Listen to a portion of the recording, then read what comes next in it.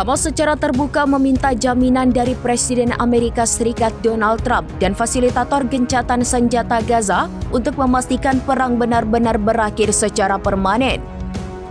Pernyataan itu disampaikan oleh Khalil Al-Hayya, kepala negosiator Hamas, dalam pertemuan tidak langsung dengan delegasi Israel yang digelar di Kairo, Mesir pada Selasa, 7 Oktober 2025. Permintaan ini dilontarkan bukan tanpa alasan.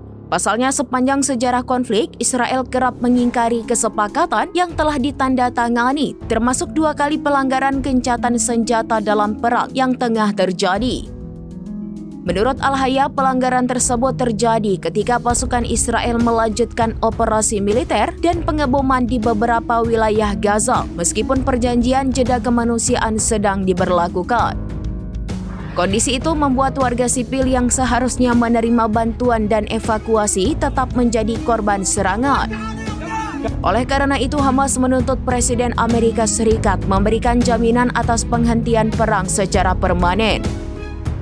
Selain menuntut penghentian perang secara permanen, Hamas juga mengajukan syarat tambahan dalam negosiasi.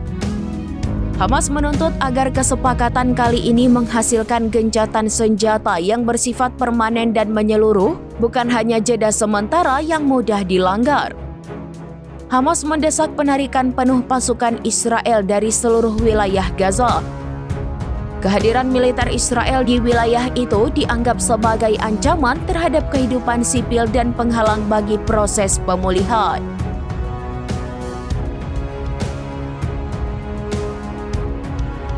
أهداف وطموح شعبنا في الاستقرار والحرية وإقامة الدولة وتقرير المصير.